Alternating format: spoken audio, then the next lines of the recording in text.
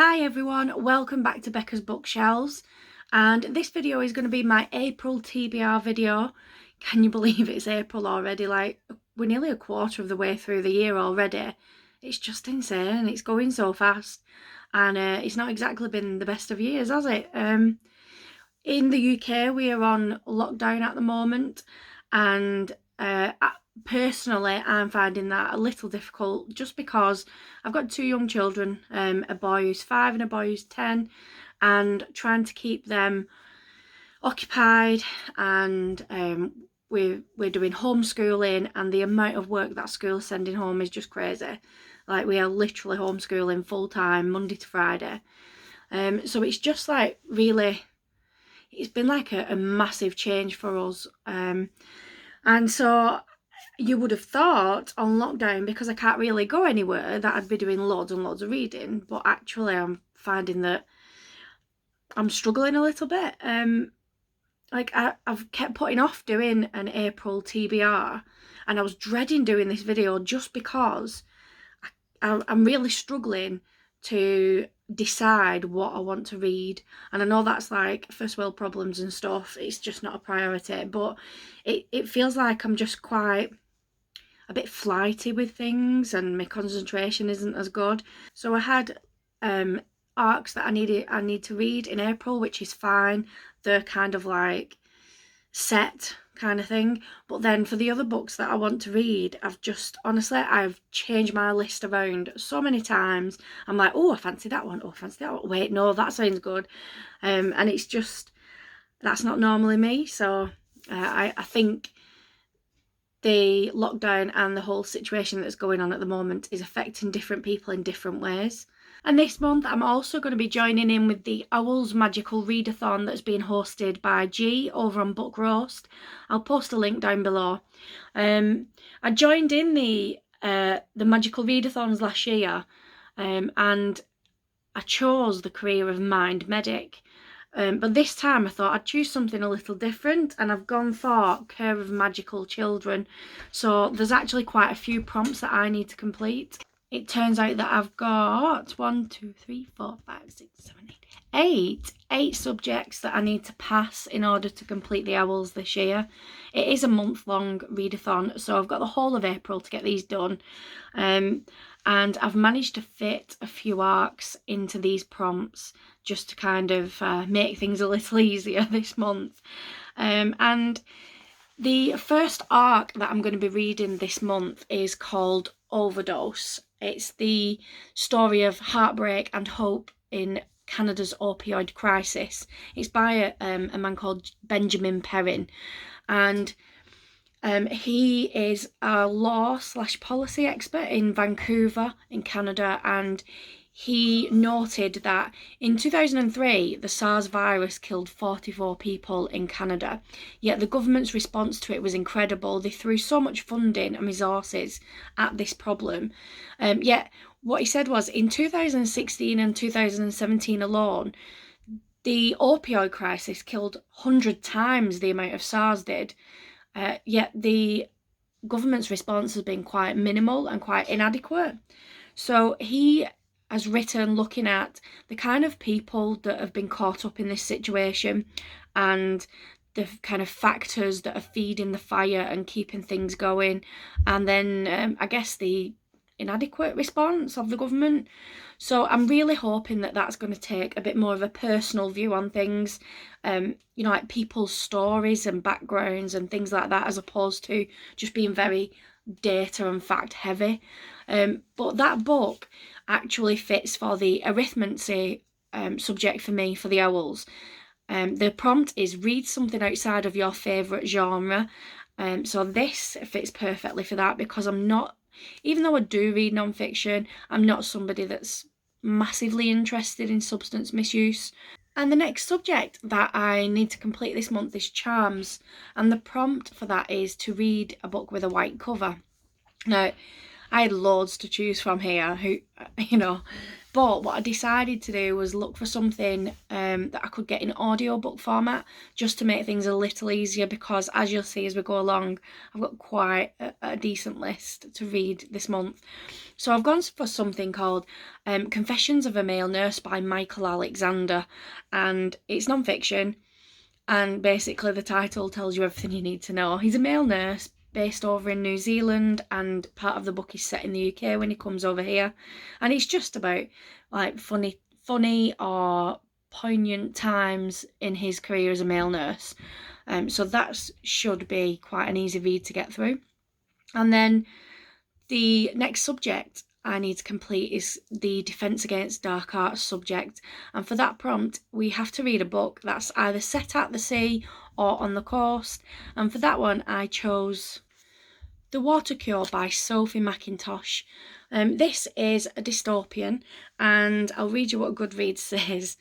The Handmaid's Tale meets the Virgin Suicides in this dystopic feminist revenge fantasy about three sisters on an isolated island raised to fear men. Wow. So basically, a man and wife have chosen to raise their three daughters separate from other people. They're on an island that's got like, barbed wire and fencing and stuff like that around. There's talks of the sea being poisonous and the world beyond that being contaminated. Now, I don't know if that's contaminated as in like nuclear or something like that, something actual contamination, or if they mean that in a moral sense, as in people are quite immoral and dangerous and violent out there.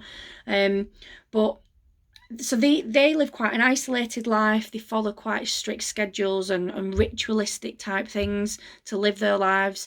And then one day the dad, who is the only man these girls have ever met in their lives, he disappears. No one knows where. And a few days later, three random strange men wash up on the shore of their island. And then there's talks of kind of seduction from the women's perspective, and sibling rivalries and tension and sexual tension and things like that. So I'm really looking forward to that one. And then the next subject that I need to complete is Herbology, and this requires a book that starts with the letter M. So I have got quite a fun arc this month called Mummy Needs Help by Susan Edmonds, and this is basically just quite a fun, maybe a little bit sarcastic kind of look at life as a new mum with this newborn baby and all the craziness that goes with it, and things like, can you die from lack of sleep, and what on earth has happened? It's there like 5 p.m, you still haven't got washed and had breakfast, and there's this tiny screaming thing that demands all your attention. And I'm sure most mums out there will be able to relate to a book like that, and I think that's just going to be quite an easy read after having such quite heavy topics in the other two books. I think Mummy Needs Help is going to be a welcome break from that. And the next one is History of Magic, and for this we need to read a book that features witches or wizards, and I am so excited because finally I get to read this. I'm so excited. I mean, I bought it for my kids obviously, but I think I should read it as well. So Morrigan Crow, it's been said that it's a little bit Harry Potter-ish. I think that's why I'm so excited to read it. And basically, Morrigan Crow is a young girl who has been kind of destined or fated to die on her 11th birthday. However, at midnight, she is suddenly visited by this stranger who's a magical person, and he whisks her away to join the Wondrous Society, which is a magical society, and she has to go through some trials before she can be admitted into the society. And this is a middle grade, and it just sounds so much fun, and I think this is just going to be such a lovely read this month. I've been dying to read this for ages, and then just kept not getting round to it, so I'm really looking forward to that, and I do hope that it stands up to all the hype. I really desperately do. And the next subject is Muggle Studies, and for this one we need to read a contemporary book. Now this is something that I really struggle with, because I tend to read a lot of dystopian, horror, science fiction, thrillers, that kind of thing. So contemporary is something that I don't have much of a choice of on my shelves. So what I did was I went through the audio book app that I use, which is BookBeat, and I just found something that sounded quite light-hearted, fun, easy to listen to, and it's called The Accidental Life Swap by Jennifer Joyce. And basically there's a woman called Rebecca, and she is the assistant to a lady who is an absolute bitch, and this bitchy boss, she's delegating all sorts of tasks to Rebecca and treating her like crap. And somehow Rebecca ends up overseeing renovations on her boss's mansion, but the people who come along, I'm not sure if it's construction crew or whatever, they accidentally mistake Rebecca for the boss, and instead of correcting them, Rebecca then decides to go with the flow, and she takes over that kind of lifestyle and that kind of persona, and so she gets to see things from the other side. So it's not something that I'm really excited about listening to this month, but I think it's got a possibility of just being quite fun and quite easy, and I'm hoping that it turns out much better than what I'm thinking it might do. And then the next subject is potions, and for this subject we need to read a book that's under 150 pages, and I am struggling, like really struggling to find something for this. I've got a few short stories on my bookshelves, but they're just not anything that's really appealing to me at the moment.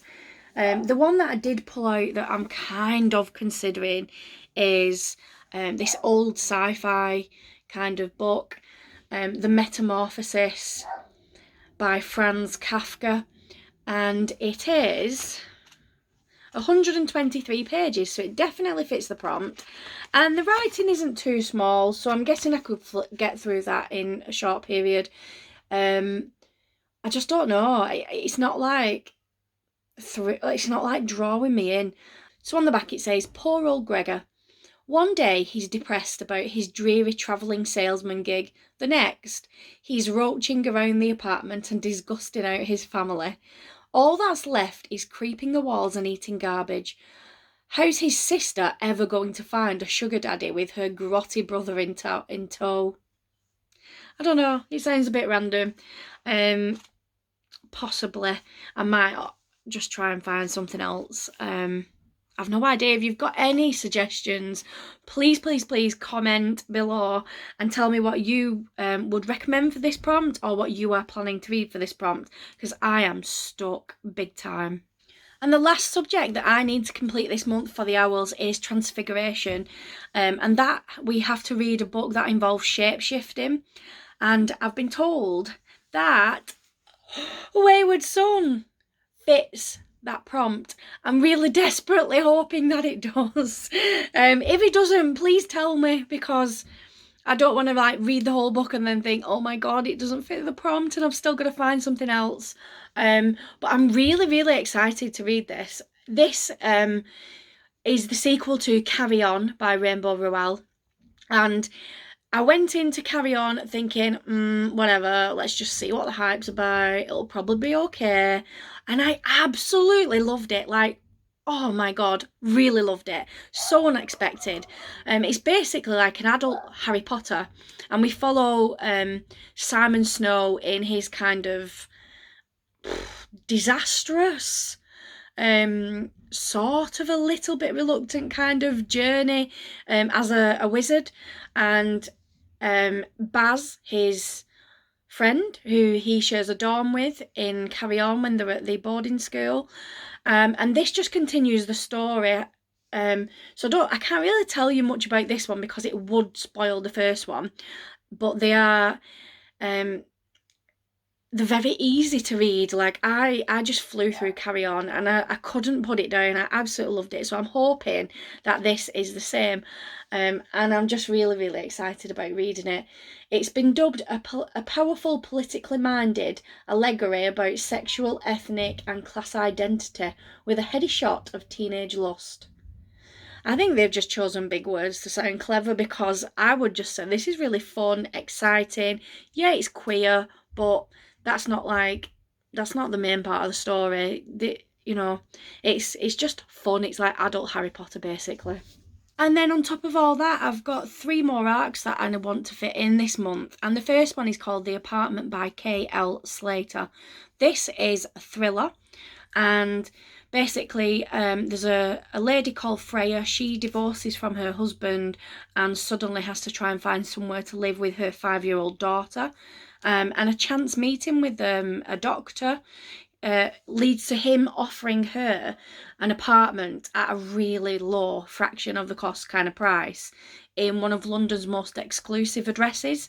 And it sounds like it's an apartment within a house where there's other apartments, because it talks about how she meets the other residents and they all, she quickly feels part of the family that kind of lives there.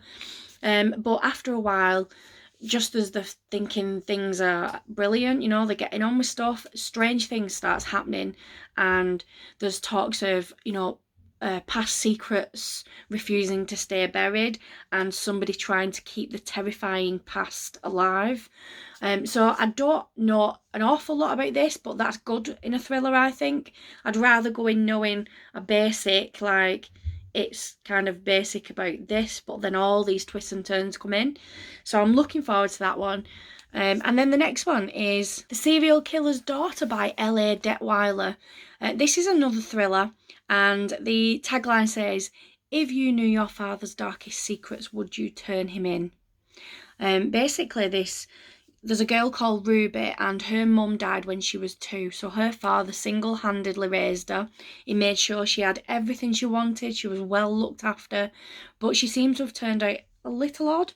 She's got some quite obsessive and compulsive tendencies, but then she starts realising that actually that isn't the only thing that makes her different to the other children and the other teenagers. Her father is a serial killer, and when she's a child, it doesn't it doesn't mean anything to her. What her dad going out killing people is just, she's a kid, she doesn't get it. But as she grows older, obviously she starts realising what's going on, and then she starts investigating her mum's death because she thinks there's possibly something suspicious there, and she starts uncovering all these secrets. And her father is still killing people, and as his kind of killing, ramps up and she's becoming aware of all these secrets, there's like all this pressure on her to make this decision. Does she turn him in? Does she leave him to it? And if she turns him in, she's going to lose her dad. So that sounds like it's going to be a bit of a creepy, weird one. And the last arc that I want to get read this month is called Once a Girl, Always a Boy by Joe Ivesta. This is the memoir of a transgender man. He was born a girl, and this memoir obviously talks about his childhood, growing up, experiences as a teenager, the kind of difficulties he had dealing with his sexuality. He went through a period where he thought he might be a lesbian, and obviously there's going to be some conflict, some bullying, all that kind of stuff. So I think that is going to be quite an incredible and heart-wrenching kind of read. But I think it will be really interesting for somebody that I don't know anybody that is transgender, so I think it's going to be interesting for me just to see that kind of side of things and learn about the experiences that other people have. And as if that wasn't enough to read this month, I want to try and fit in 3 others as well that I've been dying to read for ages. So the first one is The Toll by Neil Shusterman. That's the finale of the Scythe series. I read Scythe in February, and absolutely loved it. And then I read Thunderhead just recently, like I finished it a few days ago, and that is fantastic. So now I want to get on with the Toll and see how the story ends. And each book kind of leaves you on a cliffhanger, so you're like kind of rushing to get the next one started just to carry on the story. This is quite a big book though. It's 605 pages or something like that. So it's not like I'm trying to squeeze a little one in, but I can't not read it. I have to, so it's gonna have to be fitting somewhere this month. And then another one is called Until the End of the World, and that's by Sarah Lyons Fleming. This is actually the whole series is on Kindle Unlimited, which is quite good. So I have already downloaded the whole series ready. I don't think I'll get the whole thing done, but at least the first book I'm hoping. This is just a zompoc, basically, end of the world, post-apocalyptic zombie fiction. But what's different is this stood out because on one of the horror zombie reading groups that I'm on, this was recently voted in the top 3 series of all time by all the people on this group. So I wanted to get this read. It was already on my TBR anyway, but I was like, right, I need to know what's so good about this. Like, why is it in the top 3? So I thought I'd try and fit that in this month. And then the last one I wanted to try and fit in is... I've been dying to read this for ages.